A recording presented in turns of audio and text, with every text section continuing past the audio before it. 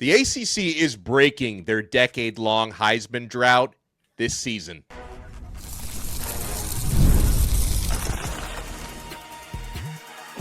You are Locked On ACC, your daily podcast on the Atlantic Coast Conference. Part of the Locked On Podcast Network, your team every day. He is Kenton Gibbs. I am Alex Donno, and today's episode of Locked On ACC is brought to you by FanDuel. Right now, new customers can bet just $5 and get $250 in bonus bets if your first bet wins. Head to FanDuel.com to get started. On this loaded episode, if you're a college football fan, chances are your special teams coach is really upset about a new punt formation rule that's going into effect this season. Looks like we might be seeing more blocked punts this year. That may or may not be a good thing, depending on where you sit. A headline about Carson Beck that rubbed me the wrong way. I need Kenton to talk me off the ledge on this one. But, Kenton, we've talked about this before. We check in on this a couple times per year here on Locked On ACC. You know, it's a sticking point with me that this conference has not had a Heisman Trophy winner in now officially a decade. Lamar Jackson, 2016, was the last one we've gotten. We've had some guys that have gotten to the ceremony, like Cam Ward a couple of years ago, but no one has gotten us over the hump in 10 years. How many candidates do you see, like legit or dark horse candidates for the Heisman Trophy? Because the Miami and me would say Darian Mensah, who is top 8 in odds, maybe even Malachi Toney, but there's a few others in this conference who can sneak into that conversation. Y'all know where I'm going to go with this. Anybody who has watched this show long enough. No, not CJ. No? Not CJ. It's another guy that wears red and white. Isaac Brown. That is the guy that you need to watch, because there are basically 3 paths to being the guy that wins the Heisman. Path number 1, be the best player on the best team. Fernando Mendoza won it last year for that reason. Fernando Mendoza had less passing yards than Darian Mensah last year. Fernando Mendoza had the same amount of interceptions, 7 more touchdowns, playing on a much better team last year. And playing a worse out-of-conference schedule, although their in-conference schedule, nobody's denying that overall they played a better schedule. However, if you take away the stats from the playoff, it's not close. It's not particularly close statistically between those two. So why am I saying that? I'm saying that to say best player on the best team is route number 1. Route number 2, video game numbers. And I'm going to tell you, a young man that's a cheat code, let me tell you something. He popped up as available in the portal on College Football 26. I sent the house immediately. I didn't wait around. Also, he was in the portal in real life for a couple days, but he decided to stay at Louisville, which was big. So video game and reality, he hit the portal, but he stayed at Louisville. He did. And let me tell you something. He can put up video game numbers, because if you think back to that Lamar Jackson team, Donno, what did they do of consequence? Did they play in a national championship? No, they won, like, what was it, 8 or 9 games that year? Like, it wasn't a great team season. It was a great individual season. That's my point. Isaac Brown does not need Louisville to be great to get in there.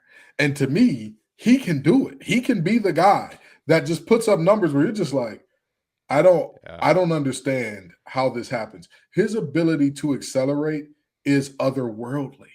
His ability to stop, start, accelerate. And I know everybody listening to this is like, every running back starts, stops, and accelerates quickly. I don't think you understand. Isaac Brown makes fast guys look slow. He does. He makes guys that if you would put them up against a race, against 100 normal people, those guys that would blow by everybody, he makes them look like they're running in mud on a perfect day when it is sunny out and the grass is perfect. Yeah. Isaac Brown is a dude that he will have to carry that team, because whether you believe in Mestamaker or not, I don't think that team does anything if Isaac Brown is not a star. At minimum, superstar to Heisman level, they still could be a 9-win team. But I don't think they piss a drop if he's not at minimum a star player. So I think Isaac Brown has a path there that is that second way. Now, obviously, all the Miami guys that you mentioned, they got the first way, be the best player on the best team. All of them can. Sure. Yeah. Well, and on Isaac Brown for a second, let me give you his numbers from last year but also with the context. He missed 4 games last season due to a leg injury. So this is 2/3 of the season played, and still he puts up 884 yards on 8.8 yards per carry, 7 touchdowns. And that's missing 4 games. The year prior, where I don't think he missed any time, at least not significant time, 2024, he had almost a 1,200-yard season rushing and 11 touchdowns. So, yeah, like you said, Kenton, if Isaac Brown, if he stays healthy, because that's also an essential component for any Heisman winner. Guys who miss 4 games don't win that trophy. If he's healthy this upcoming season, he is more than capable of putting up the numbers necessary. Because I think it's safe to say Isaac Brown probably a better player in 2026 than he was in 2024 when he rushed for 1,200 yards. I mean, my man could be looking for 1,300, 1,400, 15 touchdowns this year. I can definitely see it. Now, going back to the Miami guys who are obviously near and dear to my heart, I think the only things that could hurt Darian Mensah or even Malachi Toney, so Mensah threw for, just a shade under 4,000 yards last season. Mm-hmm. And if Duke had a better year, he probably would have been in that Heisman conversation with his numbers. For Obviously, sure. Miami should have a better year than the year that Duke had last year, although one of those teams won the ACC championship and one didn't. But still, he should be on a better team this year. But that also, Kenton, comes with the problem of Miami's attack is going to be probably more balanced than the one he played on at Duke when you've got Mark Fletcher and those horses running the football. So he may, by design, not throw for 4,000 yards or 34 touchdowns this year. And then, of course, that balanced attack, we'll see how it affects Malachi Toney. But maybe Toney, to me, is a super interesting one because he also throws passes on trick plays and he runs for touchdowns as well. So I think Toney, with the sheer versatility, might be able to get in there. Like, in certain ways, he's almost more intriguing than Darian Mensah, given Toney's going to have a more interesting highlight reel at the end of the year than a quarterback will, I think. I want to go back to Isaac Brown for just a second and let you in on. It's always about Isaac Brown with you. Let me tell you, after this, we'll get into the Miami guys, but I want to give you a stat that most people would not be aware of. You said he was injured for 4 games last year, which means he was probably hobbled for a lot of the other ones. He is the only player, not just running back, quarterback included, anybody who runs the ball included. He is the only player in the Power 4 to have over 100 carries and have over 8 yards per carry. He's the only one. It's a great stat. He's the only one. And mind you, that's him hobbled. A healthy Isaac. I'm telling you, the world may not be ready. I'm not joking when I say that. The stuff that we see from that kid, I'm expecting some freak show stuff this year. I just am. I am, because even injured him last year up against JMU. You remember that game? They had him bottled up for 90% of the game. Yeah. And then all of a sudden, that one play, boom, 80 yards, gone. And it was just like, this is what you expect from him. But now, on to your Miami guys. Absolutely. Absolutely, Darian Mensah will be hindered a little bit by the balanced nature, but Darian Mensah has the advantage of he will be on a really good team that plays a lot of national games. When you think about what influences Heisman voters and why it oftentimes is the best player on the best team, despite them not being the best player overall, what is the difference, right? A receiver at San Jose State winning a Triple Crown, does he get seen by a majority of the voters? No. But Miami, Notre Dame, a majority of the voters are going to be sitting there with their popcorn. It's a great game. Oh, man, that Mensah kid looks crazy. Oh, that Toney kid, he just does it all. Oh, Fletcher, he looks great. He's breaking off 40, 50 yarders left and right. So this is it's not just about who the best player is. It's also about what stages are you playing on. Even if you go back to that Lamar Jackson year, the game that I believe they lost by a touchdown against Clemson, that was a prime time, big time game. And everybody in America is watching him. He wasn't dueling with Deshaun Watson. He was dueling with the Clemson Tigers. Everything was going against him. His defense couldn't stop nobody. His wide receivers weren't creating chasms of separation, and yet he was fitting things into those very thin kind of needle point areas. This is a situation where all of your guys, in terms of Miami guys, they're going to be on the national stage.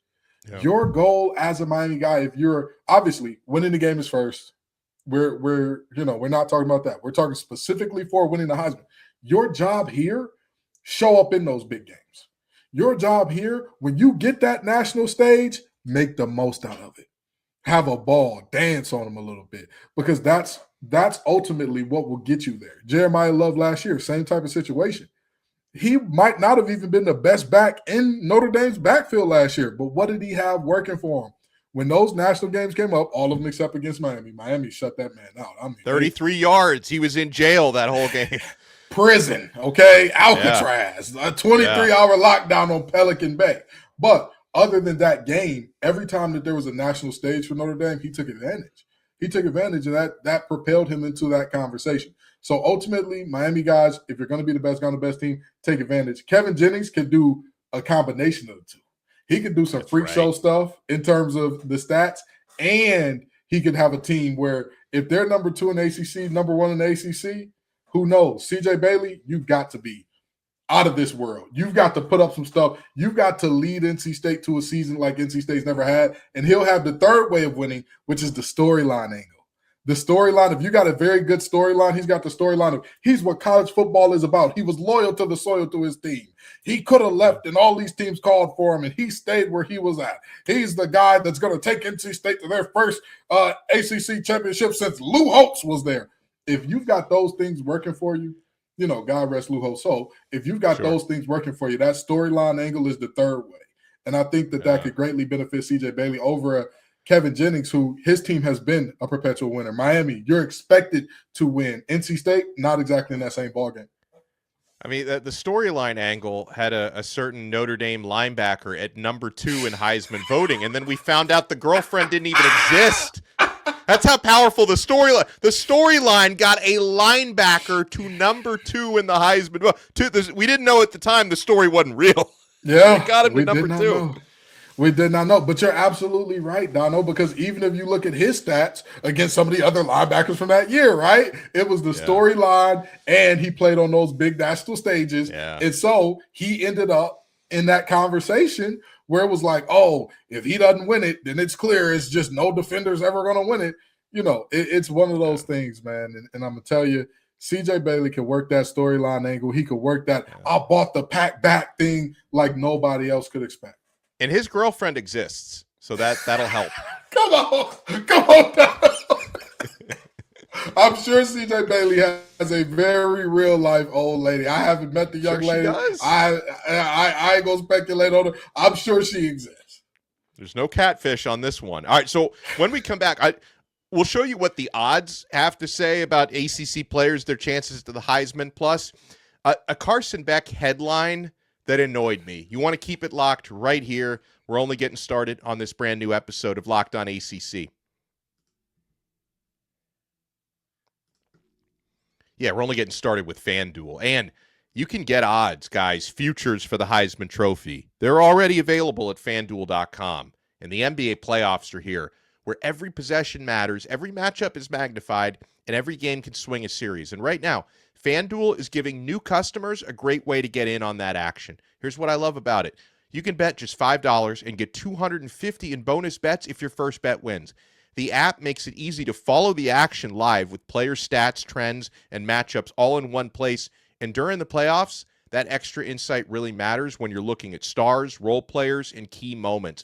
It just makes the entire playoff experience more engaging from start to finish. Head to FanDuel.com to get started. FanDuel. Play your game.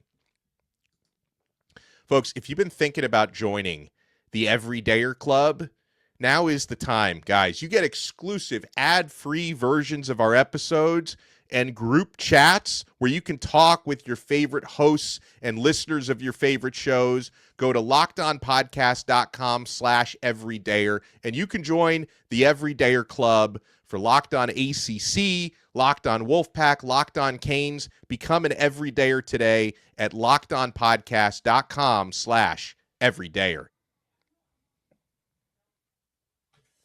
Thank you for making Locked On ACC your first listen. For your next listen, make sure you check out Kenton Gibbs and Grayson Boone at Locked On Wolfpack, talking all things NC State. I talk all things Miami on Locked On Canes. All right, so Kenton, Darian Mensah has the best odds for Heisman in the ACC.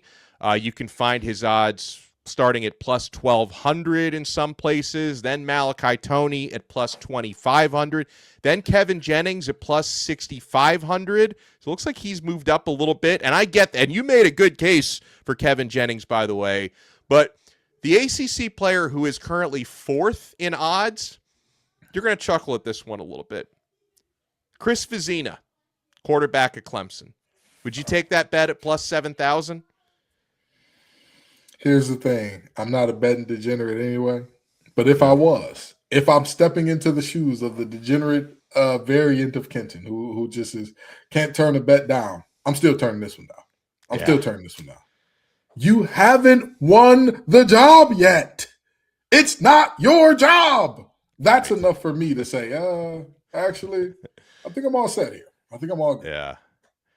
Now, actually, I find better value, although, you figure his team is probably not going to be great, but the video game numbers thing you bring up, maybe. JKS at Cal, plus 7,000 odds, same odds as Vezina. Again, like Cal, maybe not as many national TV games, but we're big fans of JKS, right? Yeah. I mean, if he doesn't win the Heisman there, maybe he'll win the Heisman at his next team. So sorry to our Cal friends. I don't want to anger the Calgorithm, but and you know what? If he stays there for 4 years, I would love it. I would love him to be a Cal lifer. I think that he also has the headlines, storyline situation going, because if Cal turns into a surprise team, first year head coach. Oh, yeah, you had your star running back leave, your leading rusher leave, and this quarterback, second-year guy, leads them there. And plus, quarterbacks normally make that biggest jump from year 1 to year 2. I wouldn't be – at plus 7,000, I'll take that. I'll take that because at least I know it's his damn job. At least I know that before anything else. There's not a doubt in my mind, hey, there's a quarterback battle brewing at Cal, JKS could be supplanted any moment now. I think that's a good value at plus 7,000. I think so too. Speaking of quarterbacks, I thought it was a good episode of John Gruden, the film. What does they call that? Gruden's quarterback camp. He did the hour-long film session with Carson Beck, who obviously has some limitations, and Gruden went over the turnover questions he's had. But praised Beck for his accuracy. Obviously, he's got the prototypical NFL size, and it was a good episode. And then I'm looking at some recaps today, Kenton, and on Sports Illustrated, their headline was John Gruden says to look out for controversial college football quarterback. Now, listen. There has been, in the last year and a half, since Carson Beck had the audacity to leave Georgia, there has been a coordinated PR smear campaign against that young man, to the point where, Kenton, it affected me before I met him in person, and we both met him at ACC Media Days last year before he ever took a snap at Miami, and before I met Carson, I didn't know, because he didn't play spring ball for Miami last year because he was injured. I didn't meet him until July, and the PR campaign against Beck had me wondering, is this dude, is he a little bit of a diva? Is he not a good dude? And I was just blown away by how good of a teammate he seemed to be and how well he handled his interviews. So it's if you're going to label someone a controversial quarterback, shouldn't it be somebody who has some legit baggage or has actually been in trouble? Carson Beck might be the only player to spend multiple years playing for the Georgia Bulldogs and didn't collect so much as a speeding citation. It was there for 5 years. Didn't get a speeding ticket. That dude's controversial. See, this is how spoiled Miami fans are. Rest of the ACC, are y'all watching this? Are y'all watching this? Miami fans are complaining. They're saying our player's arms are too short, even though he's going top 10. Even though he's going top 10. Oh, they're calling our quarterback controversial, even though he's still going to get drafted, And the rest of us are sitting here begging people, talk about our guys. Talk about our guys. We've all got some really good guys. Why is nobody, throughout this entire draft process, nobody has said a thing about Haynes King, except, he needs to switch positions. He can't be a quarterback. He needs to switch positions. And he Georgia might Tech actually, had a spectacular year. And here's the thing: I'm not sure I disagree with that, but I'm just saying. I think you're onto something there. But we're not hearing about anybody else's guys. We're not hearing, oh yeah, Florida State. They've got some guys going in the draft. Big Darrell, how good is he? Right? Is he going to be able to be better at the next level when he's not going to be asked to play as many snaps? Are his motor issues legit, or is that a lot of riffraff that comes with him having to play a lot? We're not hearing that. We're not hearing anything about any players getting drafted from any other school, and so Miami fans are so spoiled, so privileged, we're better than you all, that they're sitting up here discussing whether or not their quarterback is controversial. Phooey, I've had enough of it. You got 2 top 10 picks. You got a quarterback that's about to get drafted. I ain't trying to hear it. So what? They labeled him as controversial. They're going for the clicks. They need a couple clicks just like me and you. True. They might be playing a bigger ball game than us, but they jacking for beats the same way we are. I might call him a controversial quarterback in our episode thumbnail when I put this out.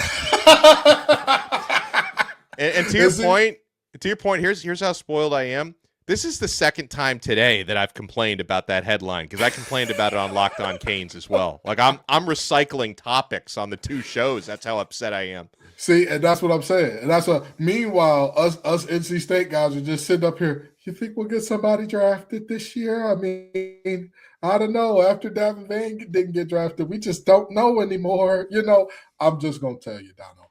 If your biggest concern as a Miami fan during the offseason is they're saying your top 10 draft picks arms are too short. By the way, I haven't heard a single complaint about CeCe Marino. So even if you say his arms are too short, he's going to slide out of the top 10. Well, you still got a damn tackle that somebody is going to beg and plead and scratch and claw to go get in that top 15 picks at worst. So, y'all Miami fans, stop this. Stop this, okay? Your quarterback's not controversial, but they want them clicks. That's all that is. That's all that is. Why you got too much perfection going on. I said at the top, I hope Kenton can talk me off a ledge on this one. You did. I still, though, controversial to me, terrible choice of word. I think the word that they were looking for was polarizing. Yes. Because that I get. I agree. Like controversial implies that you did something wrong, or there's a warrant for your arrest, or you're cheating on your wife or something. It's that this is not a Mike Vrabel situation we're talking about here. you been following that one? Hey, listen, okay, being an NC State fan is hard sometimes. Being Miss Rossini's husband got to be the hardest job in the world. That's got to be the hardest job in the world. This show has gone off the rails, but I'm telling you, I would never in a billion years want that job. But Donno, I'm telling you, in all seriousness, in looking at this wording situation, I do 1,000% agree with you, because the only thing that Carson Beck has ever been a part of that's negative in any way, in a meaningful way, was his stuff getting stolen. Nobody, not that he stole from somebody else. Somebody stole from him. So you're right. There's no controversy. Great point. There's no controversy surrounding this young man. By all accounts, by everybody I've talked to, he's a wonderful guy. He's a really good dude. He's a hard worker. He wants to play ball. Even if he's not good at it, even if he's known to throw a shrimp po' boy in the worst possible moment, as we saw in the national championship. The reality is, to call him controversial is an abuse or a misuse of the word, because what's controversial about him? Again, I will tell you, would I trust Carson Beck to lead my team? Absolutely not. If the Lions drafted him, would I say, hey, you could have drafted me if you're going to waste a draft pick? Absolutely. But with that in mind, I mean, polarizing, like you said, there are certain people who believe, well, you can kind of work him out of that interception in big moments phase. There are people who believe that. I'm not one of them, but there are people who believe it. So I guess you would say, I'm on the polar end that's opposite of those people. But polarizing is not controversial, or at least should not be synonymous with controversial, especially in this context. You know what is controversial? A new punt rule that the NCAA has passed, and I think they were able to kind of slide this one in because there's so much else going on when we're talking about executive orders and lawsuits and NIL and eligibility. It's like no one's going to notice if we piss off every special teams coach in the country. Well, Kenton Gibbs and we did notice, and you want to keep it locked right here. We're not done yet on this brand new episode of Locked On ACC. I'm Clea Butler, host of Locked On Women's Basketball, and this is Mazda's Women's Basketball Snapshot, celebrating the work no highlight reel can ever capture. UCLA made history by winning its first NCAA Women's Basketball National Championship, dominating South Carolina 79-51. The Bruins controlled the game from start to finish with elite defense and balanced scoring, finishing the season 37-1. Star center Lauren Betts was named Most Outstanding Player, leading a team effort that capped a 31-game winning streak. Under head coach Corey Close, UCLA secured a landmark title that has been decades in the making. These moments are earned off the clock, those long before the lights ever come on. The sweat, the fakes, the doubt, the scrapes. I'm coming back for more every time. Mazda puts that same drive into every detail. Wins define the moment. Putting in the work, that defines you. There's more to a Mazda because there's more to you. Thank you for making Locked On ACC your first listen. So, usually Kenton, and listen, maybe I'm not an expert on what's going to happen here with this new punt rule, but usually when pro football and college football, when they're changing rules, it's usually in the interest of making the game safer. Mm-hmm. A lot of coaches think this is going to do the opposite, that it seems like this rule is being changed to make life easier for referees, to make their job easier, but you might make the game less safe as a consequence of this. So the NCAA has passed a new rule where they're restricting punt formations, but it's controversial because, again, it's introducing potentially unintended safety risks. So now the snapper and the two adjacent linemen on either side in a punt play for the team that's punting are, no matter what, they are officially ineligible receivers on punt plays, regardless of whether their jersey numbers fall outside of the 50 to 79 range. That was how teams worked around that.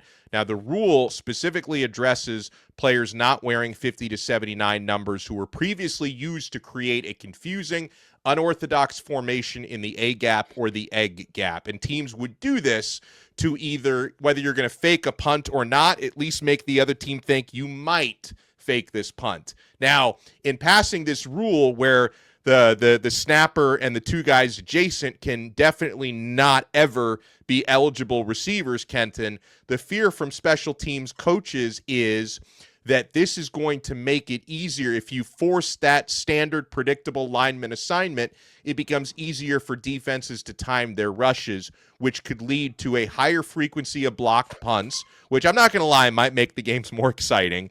But the fear is a greater risk of collision-related injuries to punters who will now face more direct pressure. So is there something to that? If you know the three guys who are lined up closest to the ball before the snap under no circumstance could ever be eligible receivers, is that going to make it easier to block punts and force collisions?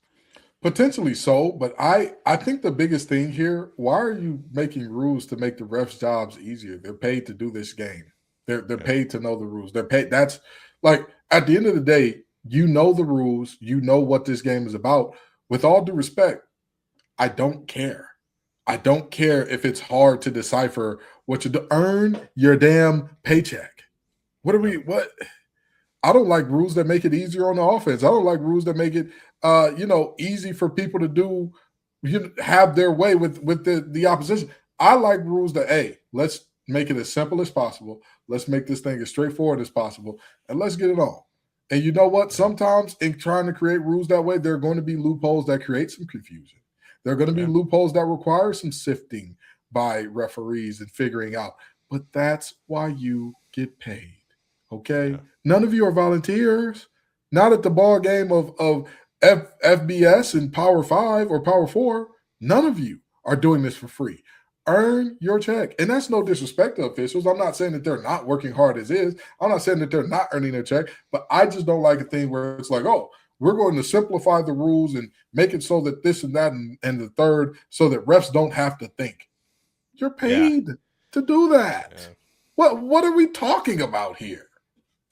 Yeah, because according to NCAA.org, the change is designed to clarify to officials and opposing defenses, but it seems like the opposing defenses don't want this as much as the officials do, which players are eligible to receive a pass on a fake punt, specifically targeting tricks that took advantage of previous loopholes. You know what I'd like to see if I'm going to propose rule changes, Kenton? What would you like? I want to see triple-digit numbers allowed in college football. And I say this because the thing that annoys me so much is because the rosters are so big, right, that you have multiple players who wear the same number. You have a guy on offense and a guy on defense who both wear the number 19. And if either of them is part of a special teams play, they got to switch their number so there's only one 19 on the field, right? Why can't we have a 119 as a number? All right, so we're not seeing these guys switch jerseys. It confuses the hell out of me. How about that? Triple-digit numbers coming to a college football field near you. I absolutely hate that, Donno. Thank God you are not a part of the rules committee, because the day that I see somebody wearing number 1090 or 109, I'm going to be disgusted. I'm going to look at that. Alex, Donno, what have you done? I think that we should keep 2 digits. I don't think that should be controversial, but that's Donno for you. That's the Canes for you. Hey, controversial as always. Yeah, nobody's going to want to wear those triple-digit numbers. But you reserve that for, like, the walk-ons and, the kickers, the third stringers. Yeah, the kickers and punters wear 103. That's the guys you reserve that for. I don't like it anymore, even when it's reserved for the walk-ons and the kickers. I think that's as silly of a rule as this punt rule is, which, again, I just – at least with this punt rule, there's no way around it. You've got to enforce that. Yeah. The triple-digit rule, nobody's going to follow that down. I'm sorry to tell you. I'm taking this to the White House. I'm taking this to Congress. We're gonna get this thing passed. I'm taking it right over Kenton's head. I appreciate everybody for making Locked On ACC your first listen. Make sure you follow Kenton at TGIF_Kenton on X. Check him out on Locked On Wolfpack. He and Grayson Boone do a great job. Check me out on Locked On Canes and at Alex Donno. And we'll talk to you again next time on another episode of Locked On ACC. We are part of the #1 Locked On Podcast Network. Your team every day.